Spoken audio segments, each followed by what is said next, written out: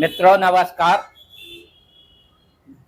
दूसरे फेज के चुनाव के बाद नरेंद्र मोदी अपने भाषण में यह कहते सुने गए हैं कि कांग्रेस पार्टी यदि सत्ता में आती है तो SC ST OBC का आरक्षण समाप्त कर देंगे और आरक्षण समाप्त करने के बाद एक विशेष समुदाय को वह आरक्षण का लाभ देंगे और आरक्षण का लाभ उस समुदाय को मिलेगा और संविधान में को बदल करके एक विशेष समुदाय को आरक्षण देने की बात करेंगे।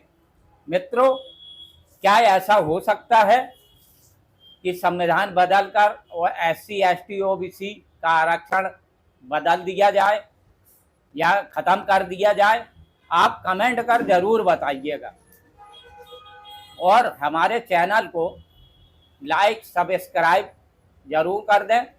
भारत के संविधान की भावना के विरुद्ध हमारे पूर्वजों ने महीनों तक चर्चा करके जो हमारा देश का संविधान बनाया, जिस संविधान को बाबा साहब आम्बेडकर ने लिखा,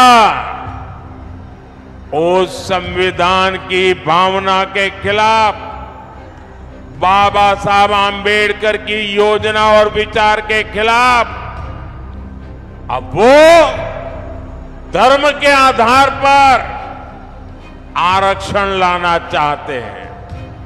कांग्रेस कर्नाटका में उन्होंने एक मॉडल खड़ा किया है।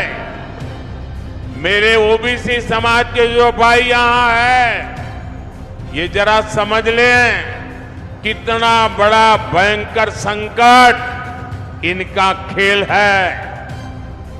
कर्नाटका में उन्होंने एक मॉडल बनाया है जो अब संविधान का उनका बेईमानी के साथ धर्म के आधार पर आरक्षण लाने की कोशिश की, सुप्रीम कोर्ट ने मना कर दिया, तो अब वो पिछले दरवाजे से खेल खेल रहे। और इसलिए उन्होंने क्या किया, कर्नाटका में OBC को जो 27% आरक्षण संविधान ने दिया है, बाबा साहब आम्बेडकर ने दिया है, भारत की संसद ने दिया है, उन्होंने क्या किया, रातों रात कर्नाटका में जितने भी मुसलमान समाज के लोग हैं, जरूरी नहीं है वो अगड़ा हो पिछड़ा हो, कुछ भी नहीं, सबके सब रातों रात एक कागज निकाला, ठप्पा मार दिया और कह दिया कि सारे के सारे मुसलमान OBC है। और उसका परिणाम ये आया कि OBC समाज का जो 27% का आरक्षण था, उसका बहुत बड़ा हिस्सा उन्होंने धर्म के नाम पर दे दिया। OBC समाज का आरक्षण उन्होंने काट दिया।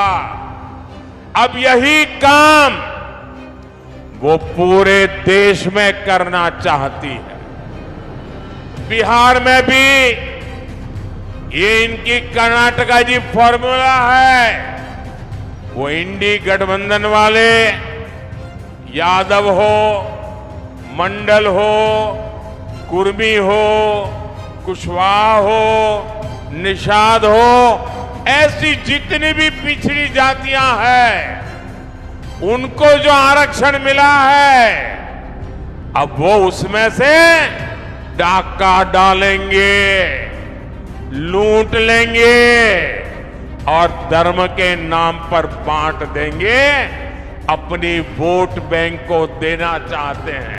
नरेंद्र मोदी के इस भाषण का जवाब कांग्रेस प्रवक्ता सुप्रिया श्रीनेत ने इसका बखूबी जवाब दिया है। तो आइए सुनते हैं सुप्रिया श्रीनेत ने क्या कहा। झूठ बोलो, जोर जोर से बोलो, खुलकर बोलो, बार बार बोलो, ये नरेंद्र मोदी जी का मैसेज है।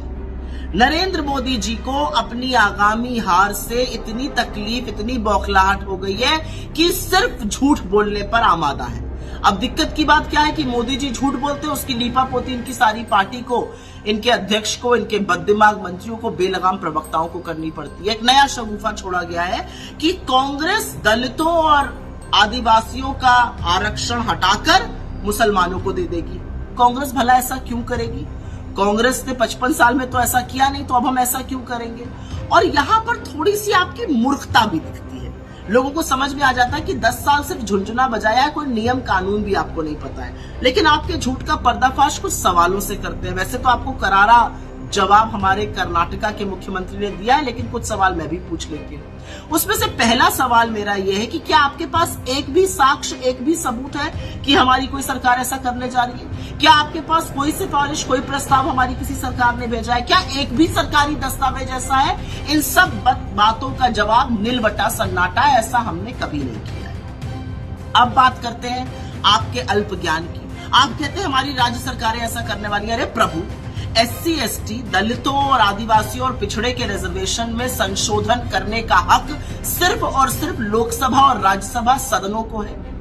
कोई राज्य सरकार इसमें अपनी मनमानी ढंग से नहीं कर सकती है। तो क्या आपको इसके बारे में पता नहीं है, या पता होते हुए भी आप ये बेवकूफी की बातें कर रहे हैं? अब आते हैं तीसरी बात पर। कर्नाटका में मुसलमानों को पिछड़े वर्ग 2B में आरक्षण मिलता है, लेकिन वो आरक्षण हमने नहीं दिया है। 1974 में हवानूर जी की अध्यक्षता में पिछड़ा वर्ग आयोग की जो रिपोर्ट आई थी, उसके बेसिस पर मिलता है। 3 दशकों से मिल रहा है। और असली बात यह है कि आपके घटक दल के साथी HD देवगौड़ा जी दंभ भरते हैं कि उन्होंने वो आरक्षण दिया। तो 2 काम करिए, पहले तो उनसे पूछिए उनका इसमें क्या मत है, क्यों उनको आपने गोदी में बिठा कर रखा हुआ है। और दूसरा, 3 दशकों में आपकी सरकारें नहीं कर्नाटका में, आप 10 साल से खुद दिल्ली में विराजमान हैं, आपने इसकी मुखालफत कभी नहीं करी, आप किसी न्यायालय में इसके खिलाफ नहीं गए, तो आप क्यों झूठ परोस रहे हैं आप? और असलियत एक बात और है, कुछ बातें जाननी लोगों को जरूरी है। आपकी बसवराज बोम्मई की कर्नाटका की सरकार सुप्रीम कोर्ट से लताड़ मिली थी उनको। वो अपना मनमाना संशोधन विभाजन के लिए करना चाहते थे। सुप्रीम कोर्ट ने लताड़ लगाते हुए कहा था ऐसा कोई संशोधन नहीं होगा। इसमें कांग्रेस का क्या लेना देना? और आपकी सरकार ने लोगों को भ्रमित और बरगलाने के लिए कर्नाटका में झूठ परोसा था। कहा था उन्होंने केंद्र सरकार को लिखित सिफारिश भेजी है कि अनुसूचित जाति का रिजर्वेशन 15% से बढ़ा के 17% और अनुसूचित जनजाति का रिजर्वेशन 3% से बढ़ाकर 5% कर दिया जाए। आपके सामाजिक न्याय के मंत्री नारायण स्वामी ने इस झूठ का पर्दाफाश सदन में किया। मार्च 2023 में उन्होंने सदन को बताया ऐसी कोई चिट्ठी आपकी कर्नाटका की तत्कालीन सरकार ने नहीं भेजी थी। तो आज तो आप जवाब दीजिए कि आप लोग झूठ क्यों बोलते हैं, आप लोग लगातार बरगलाते क्यों हैं? आपने मध्य प्रदेश में मुसलमानों को पिछड़ों की सूची में शामिल किया है, तो आप दूसरों के खिलाफ झूठ क्यों बोलते हैं? असलियत यह है मोदी जी की सत्ता को डगमगाते हुए देखकर आपकी बौखलाहट साफ दिख रही है, लेकिन झूठ भी तो ऐसे बोलिए कि जो रह रहकर पकड़े रह जाए। 4-4 साल के बच्चे आपके झूठ की बखिया उधेड़ रहे हैं और आप झूठ पर झूठ बोलते जा रहे हैं। थोड़ी देर बाद सड़कों पे निकलिएगा, लोग कहेंगे झूठा झूठा कह के आपको बुलाएंगे। तो देश के प्रधानमंत्री जितने भी दिन अब शेष बचे, झूठ बोलना छोड़ दीजिए, इस तरह से बरगलाना छोड़ दीजिए। असली बातों पे अगर बात नहीं कर सकते हैं तो किसने कहा है भाषण देने के लिए? धन्यवाद।